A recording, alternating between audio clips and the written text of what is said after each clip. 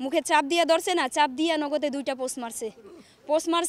পোস্টটা আমি কি করছি, আমি এই অবস্থায় উঠা পড়ছি, উঠা তার হাতটারে ধরছি না, আমার সন্তানটারে এমন ধাক্কা মারছে যে ওয়ার্ডরোবের লগে যাইয়া আমার সন্তানটা একদিকে গেছে আমি আরেকদিকে গেছি গা।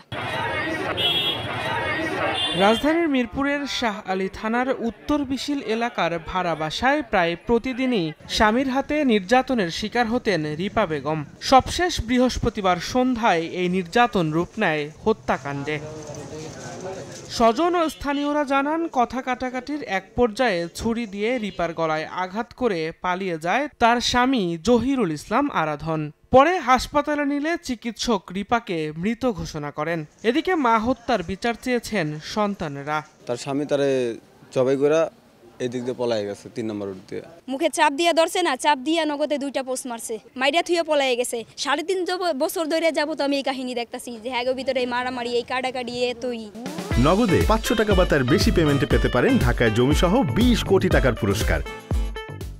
যেহেতু সে এরকম করছে, আমি তার উপযোগী বিচার চাই। ঘটনাস্থল পরিদর্শন করে প্রাথমিকভাবে অভিযোগের সত্যতা মিলেছে বলে জানিয়েছে পুলিশ। এ সময় ঘটনাস্থল থেকে রক্তমাখা বিছানার চাদর ও ছুরিসহ বেশ কিছু আলামত সংগ্রহ করে আইন শৃঙ্খলা বাহিনী। এক কথা কাটাকাটির এক পর্যায়ে সে ছুরি দিয়ে তাকে গলায় আঘাত করে এবং সে ঘটনাস্থলে মারা যায়। ঘটনার সাথে সংশ্লিষ্ট আলামত রক্তমাখা বেডশিট, রক্তমাখা ছুরি উদ্ধার করা হয়েছে। রিপা বেগম নেত্রকোনার মোহনগঞ্জের গারাঅন্দ এলাকার বাসিন্দা।